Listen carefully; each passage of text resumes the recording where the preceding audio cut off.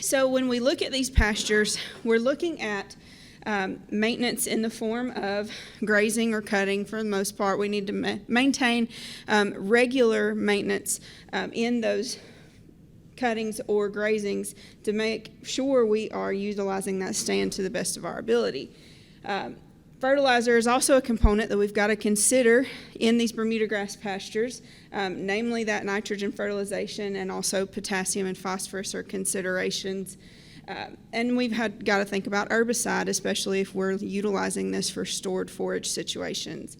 Now, knowing all of these things, the maintenance that's required to make these Bermuda grass stands successful, we've got to also consider that nutritive value of this Bermuda grass is moderate at best, even considering all of the work that we put into it.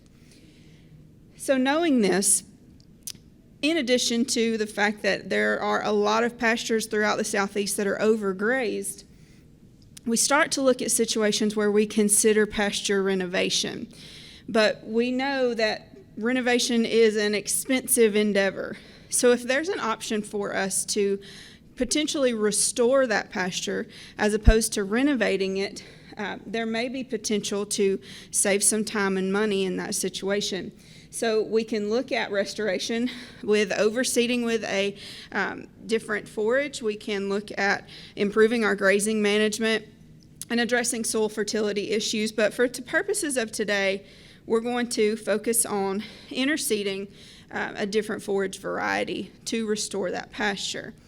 And so as we start looking at options, we see warm season perennial grasses or warm season grasses and the potential of adding a cool season legume into this mixture.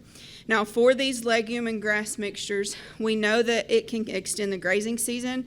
We've seen improved nutritive value and herbage accumulation. We've seen increased stocking rates with these particular mixtures and a reduced need for fertilizer because of that legume component. So as we start to pick some of our options for the legume component, we chose alfalfa, or you may know it as lucerne. But we know alfalfa Bermuda grass mixtures work in several scenarios. We've seen it in grazing applications. We've also seen it in baleage. But there is one component of these alfalfa Bermuda grass mixtures that we've yet to address, and that's crabgrass. There is a little bit of a formatting issue we have here, but I hope you can still read it in just a second. You may have heard crabgrass referred to as digitaria. But in situations where we're producing hay, particularly in a stored forage situation, crabgrass in hay situation poses a little bit of a dry down issue. And so our hay producers try to get rid of that crabgrass component in our alfalfa Bermuda grass mixtures to make sure that the dry down time is more consistent. However, in a grazing situation where we can utilize some of those forages like crabgrass and annual ryegrass that volunteer in the system, we could save some time and money not having to put out a pre-emergent herbicide. And so knowing the benefits of using that crabgrass or things like annual ryegrass that are going to volunteer in this system regardless, do the benefits outweigh the cost? So considering these things, the objective of the present study was to identify how different management strategies in restoring poor stands of grass pastures with alfalfa will increase yield and forage nutritive value, in addition to evaluating the current recommendation of fall establishment for alfalfa in the coastal plains. So as we move into some more specifics about this research, we are located at the UGA Tifton Better Grazing Program. You can see the state of Georgia there on your right. Tifton is down there at where that star is located on the southern part of the state. And data was collected for this trial in the summers of 2021 and 2022. Now, I want to orient you to the plots we utilized for this study. We have two separate sets of plots that were planted in consecutive years, located right next to each other. They're identical sets of plots. And so this first set is what we'll refer to from here on out as location 1. It began establishment in the fall of 2020, and then that following year, location 2 began establishment in the fall of 2021. So if we look here at our experimental design, we utilized a randomized complete block design with 6 treatments and 4 replications. You can see a plot map here that you'll be able to see in real life, see some of those differences in the actual look of these plots. It's very clear on which plots are which when we move into that. But I want to give you a chance to orient yourself a little bit to where these plots and these treatments are located. Our plots were about 6 by 1.5 meters, but you'll see here we have a fall establishment of alfalfa with and without intentional crabgrass inclusion, and a spring establishment of alfalfa with and without intentional crabgrass inclusion. So I told you we were located at the Tifton Better Grazing Program there in Tifton.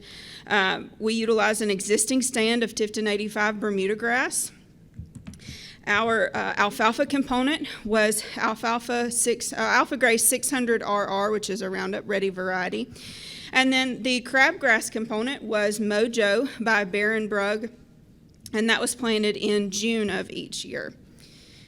So here is that overview I was telling you about. You can kind of see one set of plots here, and we'll look at those treatments. So our unfertilized control in blue is pretty straightforward. That grass plus nitrogen in yellow, we put out nitrogen at one point during the growing season each summer. And we did that because in a grazing situation, we're lucky to get producers to put out nitrogen one time. So we wanted to simulate more of a grazing situation here. And there again, you can see our fall established alfalfa treatments. In orange is just that alfalfa reseeded onto the Bermuda grass. The pink is with our intentional crabgrass. And then again, fall alfalfa was established in October of each year. Spring follows suit. We've got spring with and without intentional crabgrass inclusion, and it was planted in February of each year. And again, that crabgrass was planted in June. For measurements and analysis, we evaluated vegetative cover and botanical composition. We destructively collected that material out of 3 quadrats per plot. We also evaluated nutritive value using NIR analysis and herbage accumulation. And then that data was collected on a 28 to 35 day interval during the growing season. Statistical analysis, we utilized PROC mixed procedure of SAS. Fixed effects were harvest and treatment and the interactions thereof. We separated by location, and the random effect was block, and we used repeated measures. We also utilized PROC PLM, LS means harvest and treatment, and we sliced by harvest. And significance was defined at alpha is less than or equal to 0.05. So as we move into some results here, I think it's important for us to start with the weather, because you will see that weather played a big role in the 2 locations.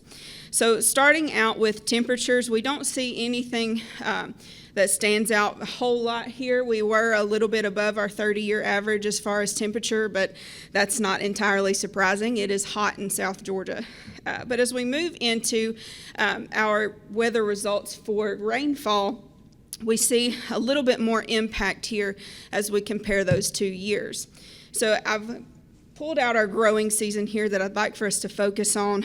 We're usually dry coming out of May, so that's not surprising. Where we start to differentiate ourselves here for rainfall is in June. You can see that first set of plots in location 1 for 2021 had much more rainfall as opposed to 2022. We were lacking moisture in a big way for that second set of plots, and you'll see that show up in our results, especially herbage accumulation here. Now, what I would like to point out to you is that our fall established alfalfa, you can see in the orange, we've got our harvest by month across the x-axis. On the y-axis, you'll see herbage accumulation in kilograms per hectare.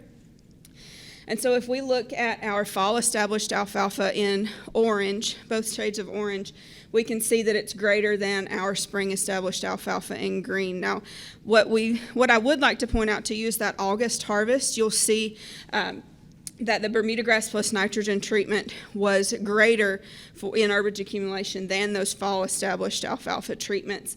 And that's because I told you we put out that nitrogen at one point during the summer. We did that after our July harvest, and so the results of that nitrogen fertilization show up in that August harvest. And the same follows suit pretty much for our location 2. We don't see any statistical difference in the May and June harvest, but there again, from there on out, our fall alfalfa is clearly the greater in herbage accumulation than spring.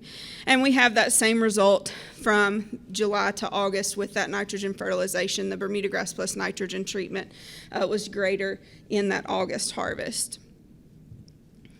So as we move into botanical composition, there's a couple of things I'd like to point out to you specifically. In location 1 and location 2, we see that fall alfalfa treatment, regardless of crabgrass inclusion, had a much greater percent of alfalfa than our spring established treatments, and that's what we expected from current recommendations. What else I would like to point out to you is that gray component. So regardless of whether or not we intentionally included crabgrass in a treatment, it showed up across the whole system. So we know crabgrass is going to show up in this system regardless of whether or not we put it there intentionally. As we move into some of our nutritive value parameters, I'd like to start with digestibility. Now that you know that fall established treatment had that much greater alfalfa component, these data are going to make sense to us in a big way. So we see digestibility in those fall established treatments were greater for the most part. We do see some blips there with spring alfalfa coming up, but in those spring established treatments, in location 2 specifically, there was not a whole lot of material at all. And so what we were getting was strictly alfalfa in those treatments. But that's not to say that there was a whole lot growing there at all. Location 2 had very little material because of that lack of rainfall. Crude protein follows suit to what we expected as well.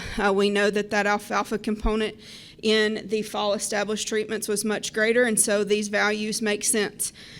Everything did exactly as we would have hoped it would.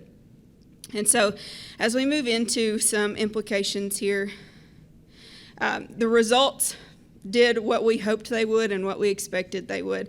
We do still support that recommendation of fall establishment of alfalfa in the coastal plains.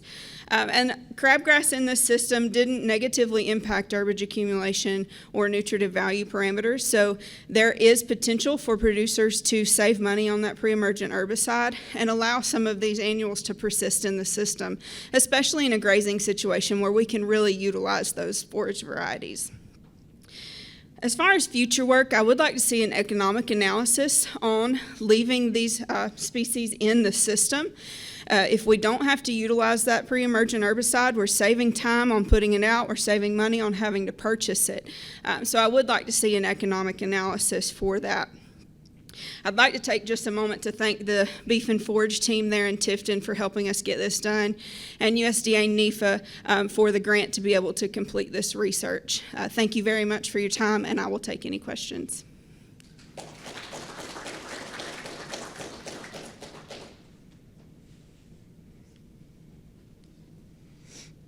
Yes.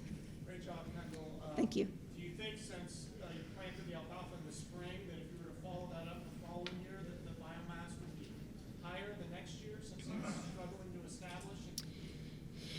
We think so, yes, and we're actually collecting data still on these plots, so that information will be available in the coming years. But that's what we do expect. That first set of plots, it's hard to compare the two because the rainfall was just so different for establishment, so we don't have second year data on the second set of plots that came out of those drought conditions. But yes, we would expect for a little higher biomass in that second and third year.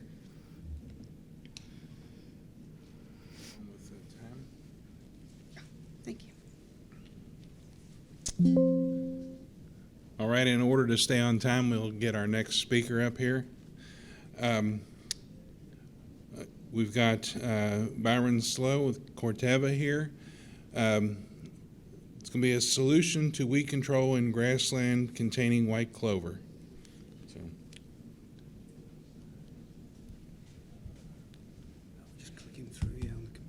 Okay, go ahead. Do you know where it is? Oh, yeah.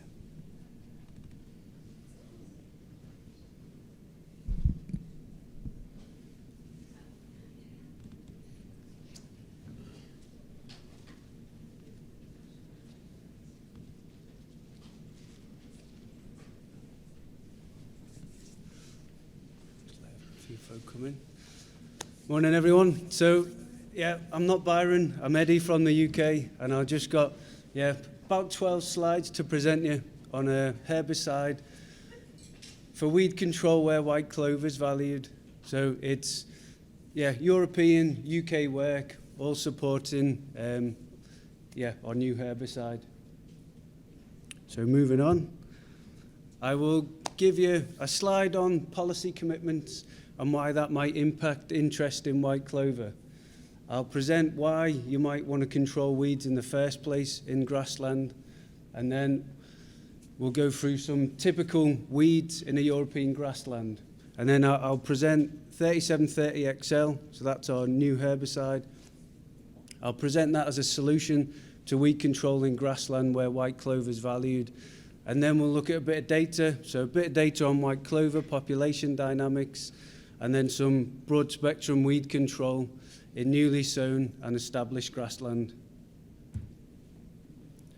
So policy-wise then, we've had some recent documents, both by the EU and the UK. We've got the European Union Green Deal with a farm to fork strategy, and we've got the UK 25-year environmental plan.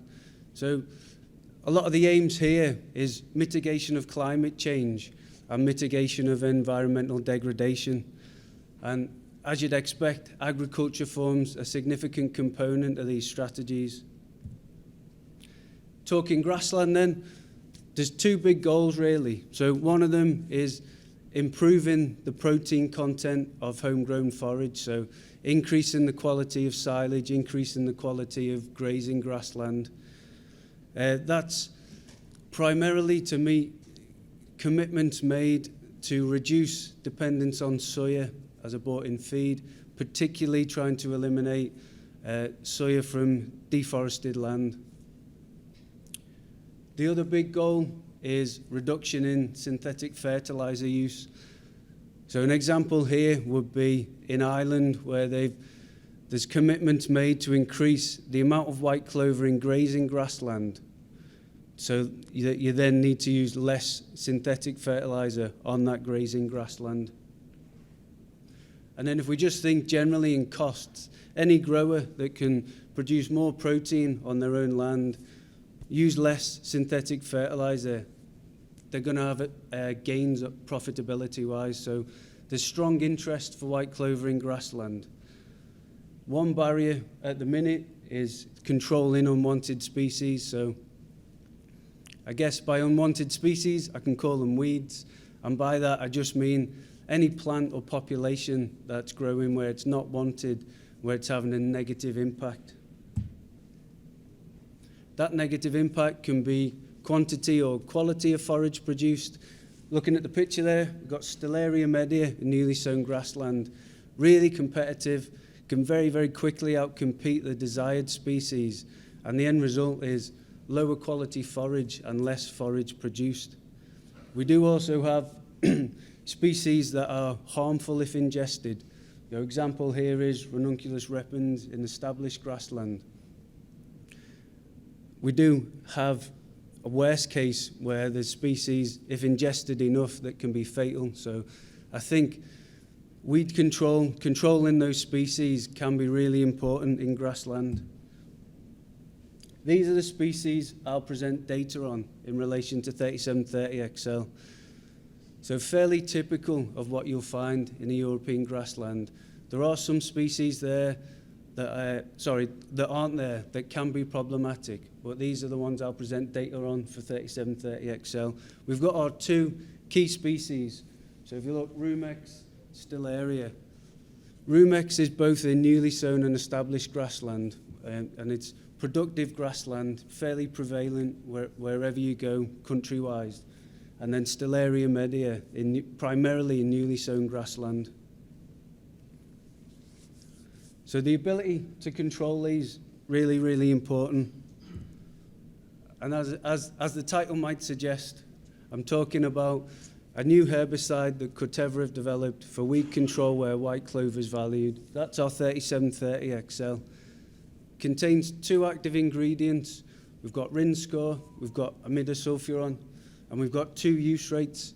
So newly sown grassland, we've got the rate here that delivers 30.6 grams imidasulfuron and 6.4 grams Rinscore. That's for grass less than a year old. For grass 1 year or older, we've got a slightly higher rate that delivers 45 grams imidasulfuron and 9.4 grams Rinscore. So that's the product. Let's talk about some of the performance. So I'd like to start with white clover. So if we look at the chart here, you'll see the 0 line is really clearly marked. That's our untreated line. So anything below that line signifies a white clover population less than the untreated. Anything above that line signifies a white clover population greater than the untreated. I want to talk about newly sown grassland first, which is our blue line. You'll see there's an initial decline, and then after a few months, we start to get recovery. And I'd say by about 5 to 7 months after application, we've got a white clover population that's approaching that of the untreated. So what we think's happening here is newly sown grassland, the white clover isn't well established. It's vulnerable to stresses. A herbicide is an extra stress. It takes a bit of time to shake that off. It takes a bit of time for the clover to begin that stolon extension, nodal root formation. So we think, after a few months that's begun, then you start to see the recovery, and then a few more months and we've got that aggressive growth and we get a clover population approaching that of the untreated. If we then move on to established grassland, the orange line, you'll see again there's an initial decline, but then we get quite rapid recovery. And from 5 to 7 months after application, we've got a white clover population that's significantly higher versus the untreated. So what's happening here and what we've seen in the field trials? If you look at the picture here, hopefully, is that clear enough? You can see the clover, you can see the grass, and you can see the bare ground. So we've got a broad spectrum weed control product. We've taken those weeds out. We've left the clover. The clover can then colonize the gaps left by the weeds. So the end result is a white clover population that's higher versus those untreated plots. So I mentioned broad spectrum control. I'll present a bit of data for that now. We'll look at newly sown grassland first. So we've got 8 species here. You'll see a red line which marks 85% control.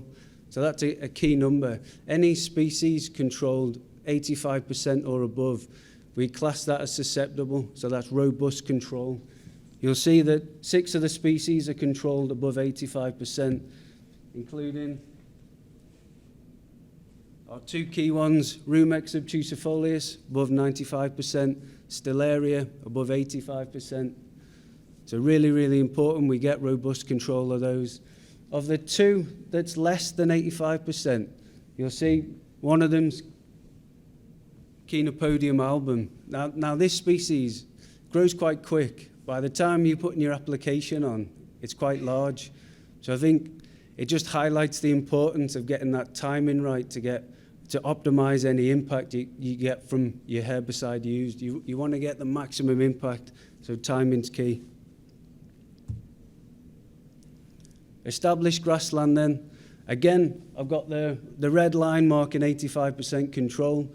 You'll see all 5 species are controlled above 85%, including, again, our key species, Rumex obtusifolius. And interestingly, if you look at the 2 species on the left there, so they're umbelliferous species. They've become a problem in some areas in Europe, and we don't currently have any options to control them. So if you look at both Anthriscus and Heraculum, controls above 95%. That's another really important key attribute for 3730 XL. So in summary then, I presented some policy commitments that are going to impact interest in white clover in grassland. I presented the slide why controlling those unwanted species is important.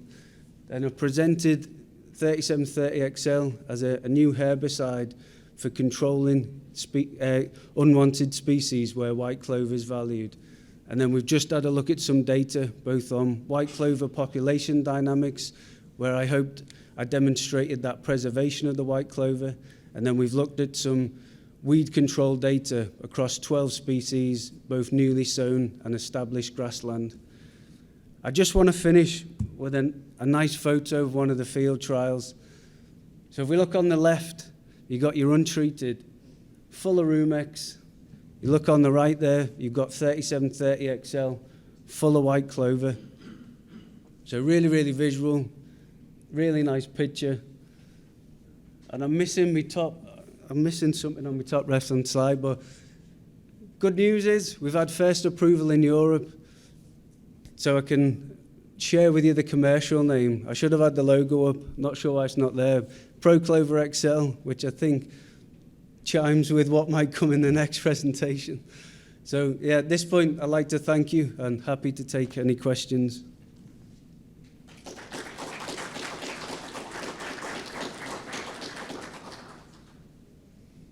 We have time for a few questions.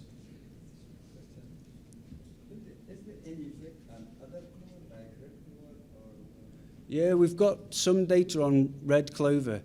I'd say the difference with the growth habits of the two, that red clover, the impact is probably more and it takes a little bit longer to recover. But it's always dependent on the situation, isn't it? You get, depending on the grass species, the stage that you're applying it. We've had trials with red clover where the grass has been that bit more aggressive, and I think what's happened is the red clover's taken less of the product, and we haven't seen any impact at all. That red clover's just been, grown away happily. Eddie, could I ask, have you looked at alfalfa, say alfalfa rather We've looked at it in a pot test where there was quite significant injury, but then we looked at chicory in a pot test and we got significant injury. We looked at chicory within a herbal ley with the grass, with the other herbs, and we didn't see the same level of impact at all, like that chicory survived. So we need further testing done, definitely, because the mixes are becoming more popular, aren't they? They are going to take up more of the area cultivated, I think. Thank you again.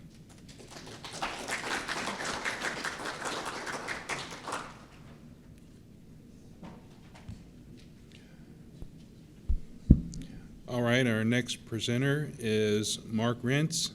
He's with the University of Wisconsin, and he'll be discussing integrating grazing with 2,4-D and fluroxyphene, control of broadleaf weeds, and maintaining red clover productivity in grass legume pastures. Thank you. Trying to get the longest title in this conference here. So as Eddie did mention, I am also doing research with Proclova, but it is a different active ingredient. So I will discuss that later. I'd like to first thank my graduate student who just finished his thesis talking about this topic. And we're just going to jump into it because I probably will struggle to get through with time. If I can get, there we go. I think this audience knows legumes are important in our pasture production systems in the upper Midwest. The same goes. We survey our clientele, and 81% they're extremely important, and almost all of them actively manage for legumes in their systems. But that could be no easy task, as many of you know in here. If we're too low, we can have to add nitrogen to our system, and if we have too high of those legumes, we can have problems as well. So we're really looking for that Goldilocks effect, right in the middle, where we can have the just right approach. And weeds add a really challenging layer in this management strategy. Weeds can impact these grass legume systems in several ways. Obviously, compete for reducing forage productivity, impact nutritive value, reduce forage utilization, and I really like this because this a lot of times we don't think about this, but you can see here, you can see over there that where that recently grazed area, that forage was not eaten due to the spiny nature, and then the previous speaker talked about the animal health concerns. And so this weed management in this grass legume pastures is really a challenge. You need to balance the needs of the grasses and the legumes and the weeds. We've got lots of tools to manage them. I'd be remiss not to mention some of these other tools, but I think a lot of our clientele are really looking over the fence in a lot of our annual production systems, and they're looking for options where they can broadcast spray some of these herbicides. So that's what I'm just going to be talking about for this talk, this option. But it's different than our annual systems. We can go and broadcast spray and we can get effective control of our weed species, but because of this legume component, as we can see, we're also eliminating all of the legumes, which can have really significant impacts to our production system. So this product Proclova, and I'll just be clear, this is the US product. Proclova is 2,4-D mixed with fluorpyroxafen or Rinskor. So it's a different product than the Proclova XL, did I get that right, Eddie? Which is in the UK. Again, the fluorpyroxafen or Rinskor is the similar active ingredient. This one has not yet been registered in the US. It's anticipated to be registered soon, and there's claims of having safety to white clover, as you saw from Eddie. Similar claims as well have been made. Some of our research has justified that. We can get a really effective control of bull thistle here 30 days afterwards. You can see that white clover's still looking good. Just showing you some of the data, you can see that we can get effective long-term control, 5 times less weed biomass compared to an untreated area over the season, which is great. And when we look at the white clover cover, it's not changed in that system. That's the good news. I wish the person that just asked the question about red clover was still in the audience, because the bad news is that in these 2 studies, the red clover was essentially eliminated from those applications. Went from around 20 to 25% cover to 0 and persisted at 0 the next year. So we've been working with Corteva and others in trying to see how we can minimize this impact to red clover. And one unique aspect of these 2 studies that I want to emphasize is when we made these applications, these pastures were not treated for 30 days, or not grazed for 30 days after treatment. And talking with producers, Corteva and others, we wondered, what happened if we grazed before we actually applied this herbicide? So instead of applying it right at this time frame, we graze this, and we get to this system over here where we have much less leaf area of that red clover, and then we spray that remaining forage. Can we get improved survivability? The hypothesis is yes, and we tested that. The other fact I want to remind you is our weed species typically are not actively grazed on and utilized nearly as heavily as those legume species, particularly red clover, particularly in the time frame in the upper Midwest, which is the spring when we're making those applications. So really our objectives were to really evaluate this and determine if this combination of 2,4-D and fluorpyroxafen is improving red clover tolerance if we apply it near grazing, application near grazing. And again, our hypothesis is we're going to reduce the impact to red clover. We're not going to see an impact to white clover because previous studies shows there was no impact, and we're also going to control our weed species too. So we did this study at one location over 2 separate years in a split plot trial. The whole plot was grazing timings, which were almost quarter or half-acre hectare plots. We had 5 different grazing timings, which I'll explain to you in more detail. And then the subplot, we either sprayed half those plots with this combination of 2,4-D and fluorpyroxafen or left it not treated. And this application went on in the end of May in each year.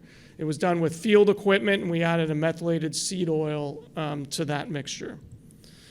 And the grazing timings we evaluated 5 grazing timings. We grazed 6 days before that herbicide application, 4 days before that herbicide application, 2 days before, and grazed just before, and then applied those herbicides.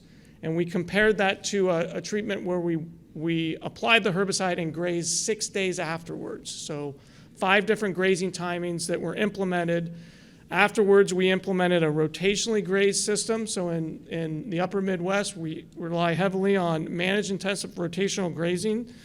So after these were grazed, we implemented this grazing interval at 30 days, and we got 4 grazing events for the entire season.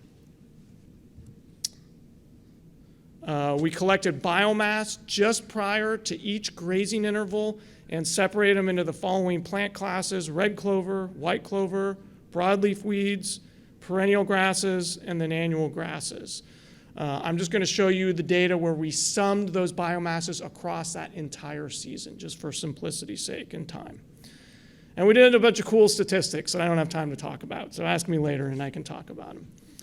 So first off, I just want to show you our analysis of variance across these different classes. So when we look at the impact of grazing timing, we saw no significant difference if we grazed within those timings. However, no surprise, we saw lots of difference if we sprayed or not sprayed in each of those various categories, except for the total biomass when you sum across them. Our hypothesis, remember, was that this grazing timing was going to interact with the herbicide treatment significantly. And to our surprise, we saw no significant interaction between grazing timing and herbicide treatment. So all these results, as you're going to see, are summed across that, which was quite a shock to us too. When we had a year interaction, we're going to split that out so you can see that. So first off, let's look at how this approach affected broadleaf weed total season biomass. We had a significant year times herbicide treatment interaction, so they're analyzed separately. But essentially, the treatment kept our weed biomass less than 1%. So I would term or cover less than 1%. Highly successful. In the 2020 study, where we had more broadleaf weeds, we saw a 93% reduction, only a 56% reduction in the subsequent year. But again, we had really low weed populations because really the main goal was evaluating the red clover tolerance. We did see a reduction in red clover biomass from these treatments across the season, summed in at 56%. So it was significant, but I want to remind you, compared to the previous study where we essentially eliminated this is a marked improvement. We really don't know the mechanism and didn't evaluate the mechanism for the improved tolerance. Clearly, for those where we graze before treatment, we think that we're getting less herbicide deposition onto the leaf surface that is giving us the tolerance, similar to what Eddie said with that he observed in the UK. Grazing after the 6 days afterwards, we're really surprised by this. The only thing we can think of is that maybe when those animals were grazing, they were taking up that herbicide-treated leaf matter and it wasn't getting translocation to the root, but we're a little less sure about that mechanism. Surprisingly, we did see an impact to white clover biomass, though. We saw a 44% reduction in this biomass, which was not observed in the previous study. Not really sure why we saw this in this study, because we saw no difference in cover in the previous results. The mechanism is really unknown. Potentially, grazing before might have opened up that canopy, so more got deposited on the leaf surface of white clover, and that could explain that. We're really not sure why we saw more injury after, when grazing after the herbicide application. Removing those weeds and those legumes did result in an increase in perennial grass biomass, which was 16%. Quite significant. So if you're in your math, trying to do some mental math, again, we had a 550 kilogram increase in grass biomass, but in these locations, we had 775 kilograms per hectare of legume reduction. And then there were very small amounts of weeds. So in this one instance, probably wasn't paying its way, but again, it was a low weed population system. I do want to point out, I keep going the wrong way, sorry, that we also measured the biomass 1 year after treatment, and the key point I want to make is these impacts persisted for 1 year after treatment. We had more perennial grass, we had impacts to red clover, and we had impacts to white clover in one of the 2 site years. What's missing is we also did have reduced weed population dynamics. So just to sum things up, 2,4-D and fluoroperoxafen, when applied in a grassland legume pasture near grazing applications, did reduce weed biomass significantly. You can see the numbers there. But they also did reduce our clover biomass, reduced our red clover by 56% and our white clover by 44%, so pretty significant. But that was offset to a certain degree by increasing some of our perennial grass biomass. So kind of the take-home implications, I think when this product becomes available in the near future, and I have no idea when, so don't ask me, ask someone that's with Corteva on their shirt and maybe they'll know. We can get effective weed control with this product with our common weed species in the upper Midwest, but I think you should expect significant losses in biomass of red clover and potentially white clover. I think this does have a fit in our production systems, and I think focusing this effort on pastures that have both high clover populations and high weed populations, and probably particularly those weed populations that are particularly detrimental or problematic for animal health and competitive abilities. I think another interesting question that we haven't yet explored is, will this approach of grazing near that application of herbicides or just prior to be a benefit for other herbicides that we haven't thought of? This might provide more selectivity that previously don't have that too. And so I'd be happy to talk about if anyone has questions, if I still have time for questions. Thank you.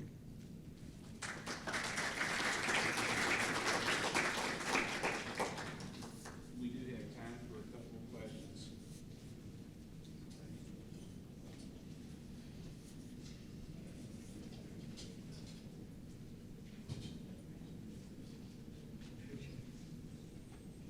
Yeah. Did you see any damage to the grass when you were making applications close to grazing? Yeah, so the question, did we see any damage to the grass from this herbicide application? We saw zero, we saw no visual symptoms of injury to grasses, and we saw no impacts on the yields. It was the net benefit over time too. Yeah, and even if you looked at that one treatment that was just the grazing interval just after, saw no reductions too. Good question. Okay, thank you.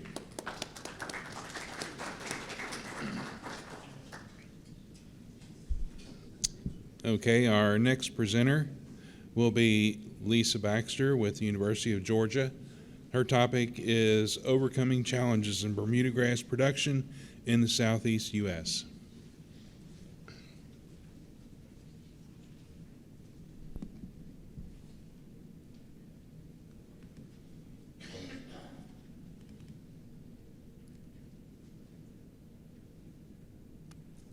There we go.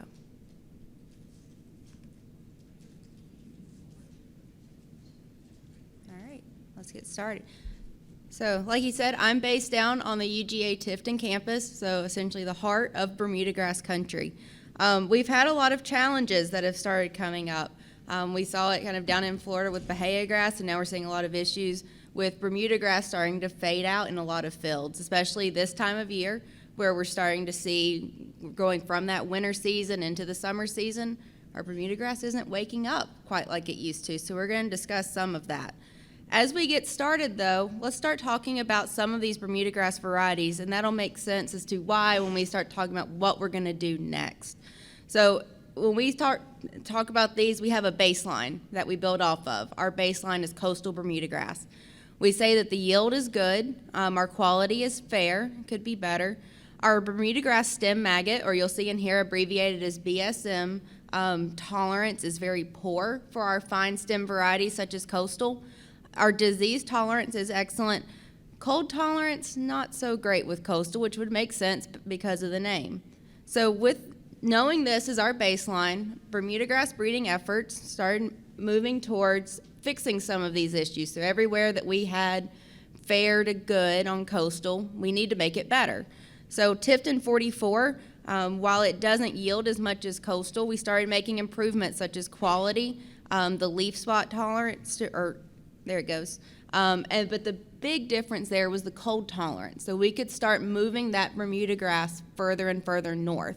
And this is becoming more important now as we're starting to see our tall fescue stands rapidly decline in the state due to climate change. We've got to find a Bermuda grass that we can send north hundreds of miles than where we used to.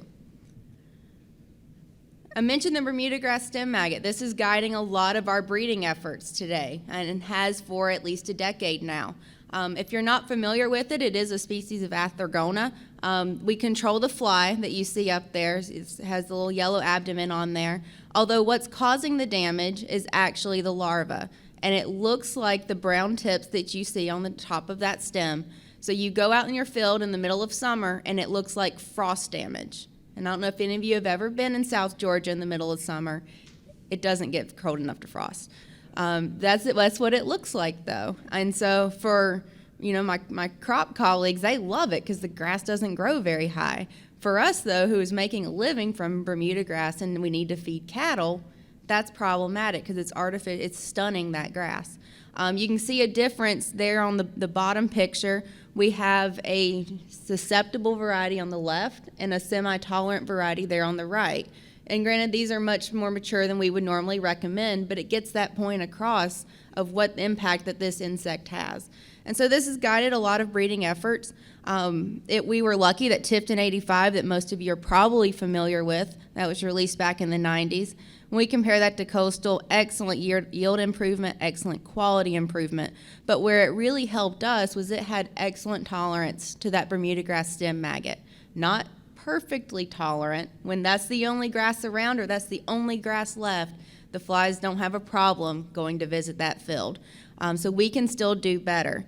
Excellent leaf spot tolerance, not so much there on the cold tolerance. So we still have improvement. The last two varieties that I want to speak about before we start talking about some of the pitfalls and how we're moving from those is Coast Cross 2 that Bill Anderson is working to release. Very similar to Tifton 85, so I tell our producers if you have Tifton 85, you're not going to rip it out to plant Coast Cross 2. But if you have some of those older varieties that are very cold susceptible, disease intolerant, stem maggot intolerant, Coast Cross 2 is something good that we can move towards. Another one just released by Esteban Rios down at the University of Florida was called Newell. You can see it in the bottom picture there. Works very, very well down in Florida. It works well in Georgia too, but they see the production out of Newell that we in Tifton see out of Tifton 85. So Newell was much better selected for their environment. They both have very similar yield depending on location. We really need to test these more to know more about the disease tolerance and the cold tolerance. These have slowly been moving further north in Georgia. Roger Gates here is working on some of that up in Calhoun. Of course, when you need to do cold tolerant work, what doesn't happen? It doesn't get cold and we have mild winters. We finally got cold enough this winter, so it'll be interesting to see could any of these persist well above where we're wanting to take the Bermuda grass.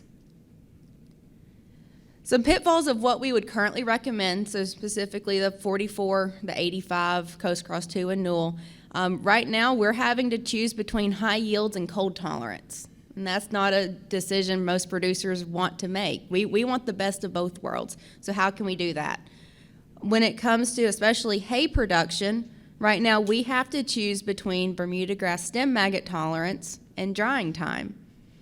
Again, that's not a compromise our producers want to make. We want the best of both worlds. And then one of the most challenging ones is that all of those that I just told you have to be sprigged. And so I have a video of that here in a moment. Some can be established from tops. Future breeding efforts are also including establishment from tops so that we can see what potential yield reduction or improvement we get based or compared to sprigs. So now that I told you all the gloom and doom and all the problems that we're facing in the great state of Georgia, what are we actually going to do to fix this? So this is work that Bill Anderson is leading. He's a USDA ARS researcher based in Tifton, Georgia. He moved 175 lines from the core collection that's repeated in Tifton, Florida, out in Oklahoma. I think there's a partial location in North Carolina. We took one of those up to the mountains of North Georgia, up in Blairsville, just much in the heart of fescue country. Bermuda grass does not naturally exist in Blairsville, Georgia. Of those 175, 31 didn't survive first winter. Wiped them out, not a chance. There were 2 entries of those original 175 that displayed improved yield and cold tolerance compared to Tifton 44. So still today, if we are saying what is our gold standard for cold tolerance, we use Tifton 44. So these were improved upon that. So he is currently expanding a lot of these lines. If any of you have worked with sprig varieties or those that have to be propagated from vegetative materials, it moves slower than Christmas. We're increasing, they're moving, but considering these started in little 3x3 squares, it's taking some time, but he is working on that. When we had the question of can we have both stem maggot tolerance and fast drying time with a small stem Bermuda, we started looking at turf grasses. And these aren't the traditional turf grasses that you're gonna see on your sports fields or at the Masters or anywhere like that. These are ones that have essentially failed out of the turf grass breeding program. So the way the turf grass breeders work, they will make thousands of crosses each year trying to make the next, right now, Tiff Tough. It's hard when you make that much of an improvement to find something that's incrementally even better. And so they will throw away 900 to 1,000 lines every year because it's not the next Tiff Tough. But what if it could be our next top hay crop? And so I've been working with Brian Schwartz down there in Tifton for about 6 years now. This is our little pet side project. One day we'll finally get funding for it to move this forward, but here's where we're at now. And so we're looking at these lines. They're not going to top Tifton 85 with yield. It's just not going to happen. We have a finer stem variety compared to the big stem on that Tifton 85 and how robust it is. But it doesn't have to when we can look at selling this as a premium hay crop. So we're marketing this when we get to that point, specifically for those that are making horse quality hay in square bale form and can sell this under a license agreement with as a premium product.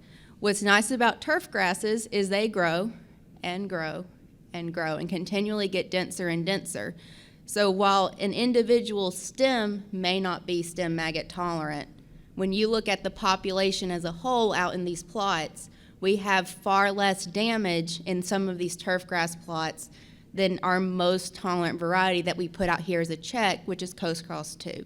So it could be possible here in the near future to have both stem maggot tolerance and fine stemmed hay that dries down quicker than Tifton 85 or Coast Cross 2. But we have 10-foot by 30-foot plots right now, so that we're waiting for them to grow in as well, and we're working on expanding these. So we start talking about the spriggers. Let me see if I can get that to play. So if you've never seen sprigging, whoops, there we go. It's a very intensive process, costs a lot of money. The big problems that we're having in Georgia is there's not a lot of people sprigging anymore, and there's not an availability of those resources. So if someone calls me and says, hey, where do I buy Tifton 85? We can't maintain that list. It's not up to date, and it's hard to get producers to respond to a survey to get that list up to date. So we have to, one, find a way to get more of that information out there. But two, we've also discussed internally within UGA of how do we train more spriggers. That's not an overly expensive piece of equipment in the grand scheme of hay production and everything else that we purchase. But we need people that are willing to do this dusty, dirty kind of work to get these varieties out there. So vegetative establishment, so primarily from the sprig or the rhizomes that are growing underground is how we are currently spreading a lot of these varieties that we've talked about, the 44 and the 85 specifically. We want to move more into looking at the tops because then we could integrate or spread these forages and make new areas based on equipment we already have. We already have hay mowers to cut the grass down. We already have balers that we could bale quickly. Someone usually has a manure spreader, or we've even used a tedder in Tifton recently to spread out the tops, and then you disc them in, and most farms or their neighbor has a disc available. So any of these new varieties that we're looking at, whether it's what Dr. Anderson's working on with the cold tolerance or what we're going to look at on the turf grass, we're evaluating for establishment from tops as a temporary workaround since we can't get a lot of sprigs dug and planted in our state. We have this question a lot, and I'm not going to go through all of them. You can take a picture, and I will be glad to talk about seed versus sprig Bermuda at another time. We have a lot of producers turning to seeded Bermudas because they just purchased a little 5 to 10 acre lot in the middle of the Atlanta suburb area. Nobody wants to come sprig 5 acres when they have to drive 3 hours each way. It's just not an economical choice. So they're turning to seeded Bermudas, and we don't have good university data on seeded Bermudas. So that's something that's being implemented this year, is a seeded variety trial, specifically to look at how herbicides are used on those seeded Bermuda grass plants. It should be common knowledge, but the number of times that I have to explain that a pre-emergent that's labeled for sprig Bermuda cannot be used on seeded Bermuda, it's a lot. Y'all are gonna have to trust me on that one. It's a lot. And so whenever we're reading herbicide labels and it says safe for Bermuda, the assumption is made is it's safe for all, and we don't think that's the case. So we're gonna plant a bunch of them, and I'm just gonna start spraying with different things that I commonly hear producers call and ask me questions about, and we'll see how it goes. Real quick, we're also having, like I alluded to, difficulty with green up. There's a lot of reasons for that, but most of the time it's a combination of all of those factors. You heard some this morning and yesterday. We have solutions to all of these, but we have to look at producer mindset and how are they implementing our recommendations on a broad scale as we move forward. So a lot of our future work, as I mentioned, is refining a lot of these recommendations that we've already had, and then really talking to producers about a complete plan. Part of these efforts are large-scale demonstrations. So we have the Bermuda grass garden at the Sunbelt Ag Expo. This was a soil fertility trial last year. Those yellow strips that I hope you can see up there shows that fertilizer is a little important on Bermuda grass. So in a year that everybody wanted to cut, this showed that difference. And then we also have a hayfield improvement study that I'd love to talk to anybody about later. I know we're cutting close on time. Is there any quick questions?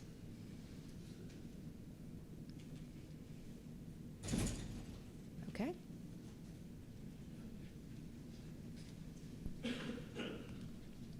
All right, thank you. Oh.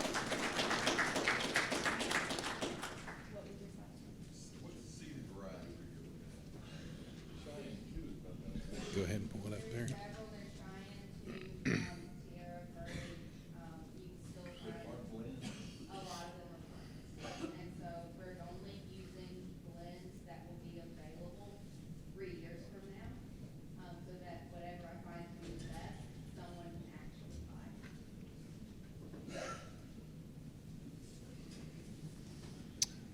All right, our next presenter is Nicholas Karam. He's from the University of Florida, and he'll be speaking about canopy characteristics and growth rate of Bahia grass monoculture in a mixed rhizobial peanut. So, Nick. All right, so thank you very much.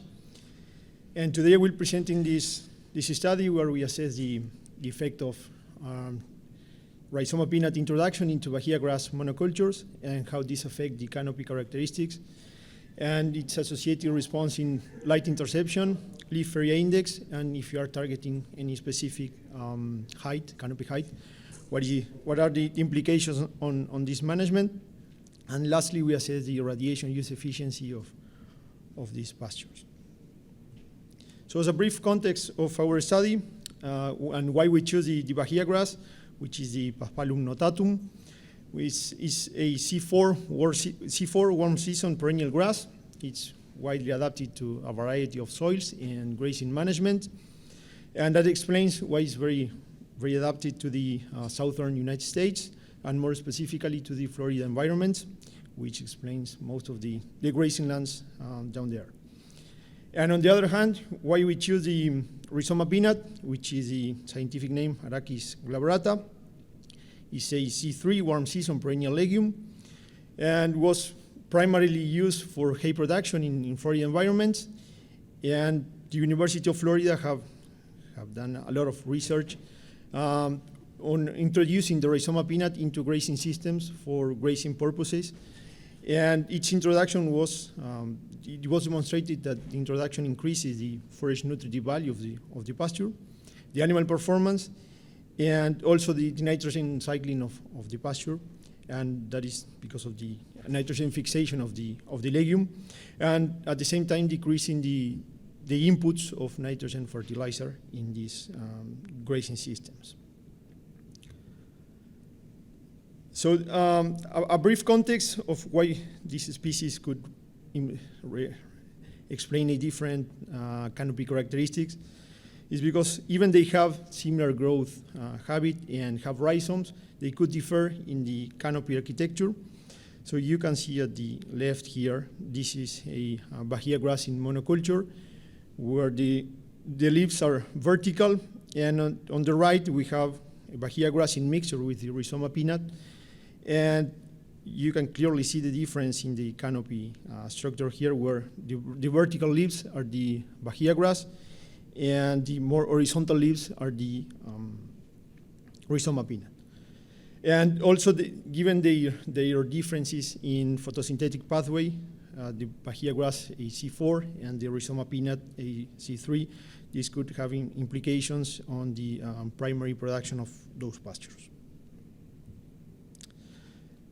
So our potential implications that we identified before this study were the grazing management, given the light interception and leaf area index relationships with the canopy characteristics, and how this could affect the botanical composition of the pasture. Also, given their differences in photosynthetic pathway, this could affect the photosynthetic rate of the pasture and the primary production, and also the animal ingestive behavior and performance. So our objectives were to study the light interception, leaf area index, and canopy height. In response to the legume introduction, we had two pastures, Bahia grass in monoculture and in mixture with the rhizoma peanut. And then we assessed their effect of the legume introduction on the radiation use efficiency of the pasture. And we first did a qualitative assessment of the radiation use efficiency comparison with the Bahia grass in monoculture and mixture, and then a quantitative assessment considering the differences in legume proportion in the pasture. So this study was carried out in Gainesville, Florida, and this is the map here on the pin. It's north central Florida, latitude 29 for those who are not familiarized with the location. And that was a long-term Bahia grass, and the experimental design was a factorial with split plot restriction of randomization. We had 4 replicates, where the whole plots were the Bahia grass in monoculture and in mixture with the rhizoma peanut. And then the subplots were 3 different treatments, where the first one was undefoliated control. The second one was clipped down to 5 centimeters of stubble height, and that was when the leaf area index of the pastures reached at least 3. And then the third one was clipped down to 5 centimeters of stubble height, the same when the leaf area index reached at least 3, and followed by nitrogen fertilization that was approximately 20 kilograms of nitrogen per hectare.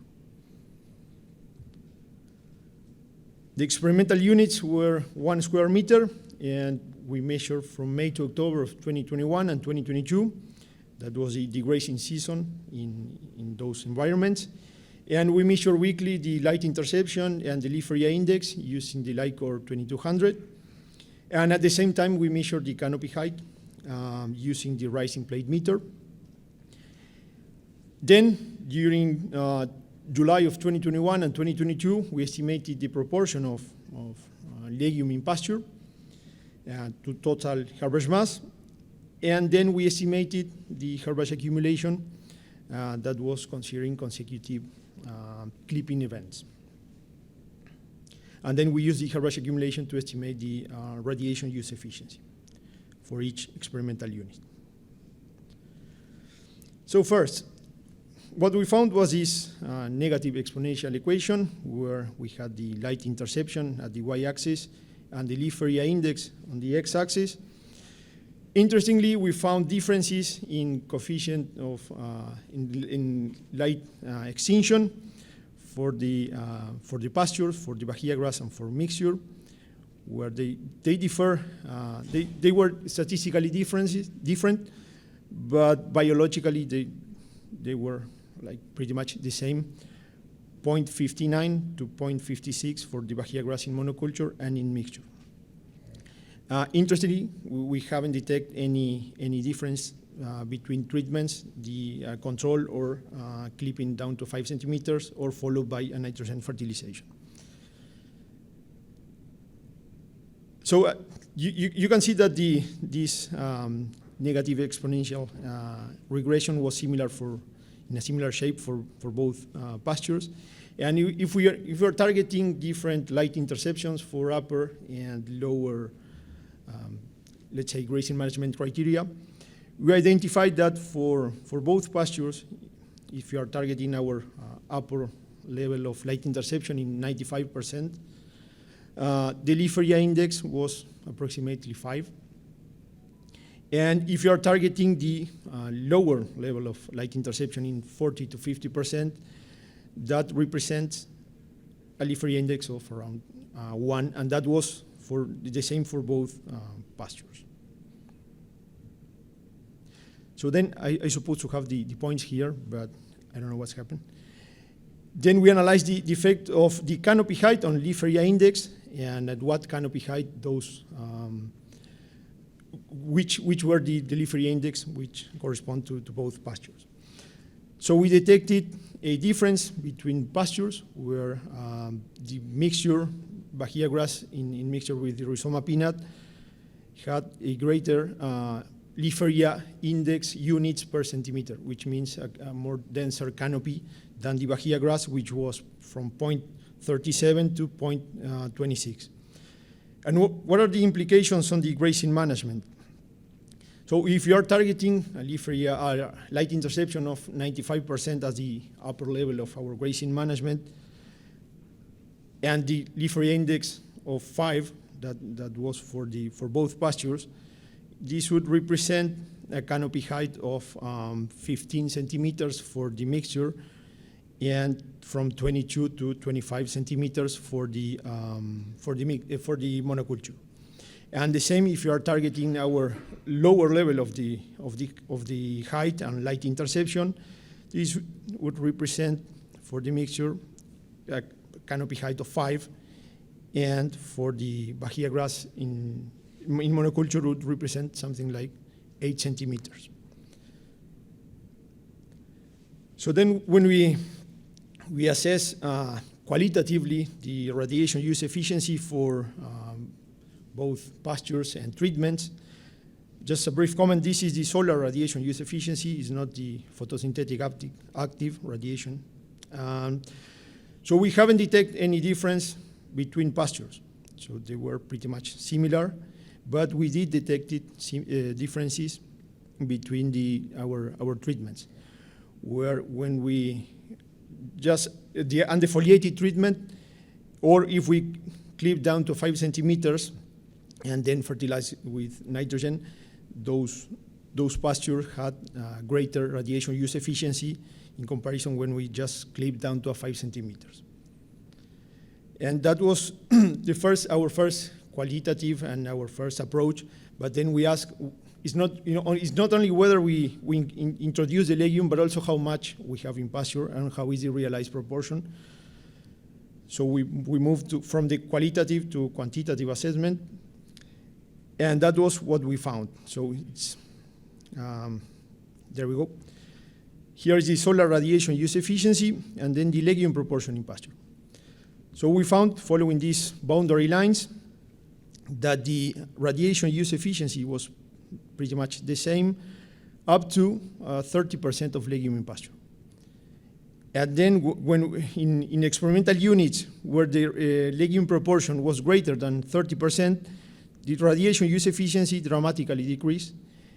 And our hypothesis is that this is a physiological limitation where we are replacing C4 species by C3 species. And this is regardless the nitrogen fixation of the legume.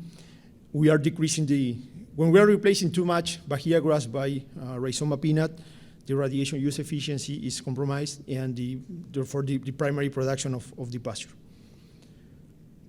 So in summary, the pastures differ in canopy structure and architecture, and that means that they achieve the same leaf area index but at different canopy heights. And this could have implications on grazing management and which species we're trying to favor. Then our qualitative assessment, following this approach, we haven't detected any difference between pastures, but when we include the legume proportion in the analysis, we show that when we exceed 30% of the legume in pasture, the radiation use efficiency was compromised, and our hypothesis again was due to a physiological limitation. So in conclusion, the mixtures, Bahia grass and rhizoma peanut, increased the light interception at shorter canopy heights, and that was due to a denser canopy. They had a greater leaf area index per centimeter, and that could have implications on grazing management where intensive grazing or shorter canopy heights may favor the legume and replacing the Bahia grass.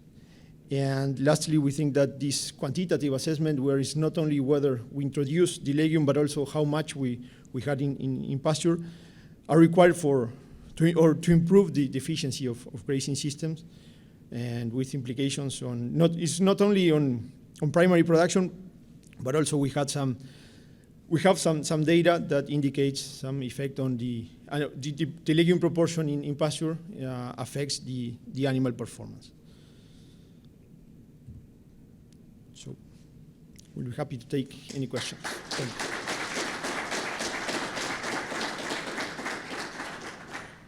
We do have time for questions. Yep. In the back? Thank you, John. Which Bahia grass do you use this work? And the second question is, do you think there's some difference between using Deeples or tetraploids Bahia grass? So the question was which Bahia grass we use in this study, and if we expect any difference using either diploid or tetraploid Bahia grass. So we use the Pensacola, and that was established in the rhizoma peanut was established in 2015, but the Bahia grass was there. And the second one, yeah, perhaps with tetraploids with broader leaves, that would represent more light interception per unit of centimeter. But yeah, we have to test this study, yeah.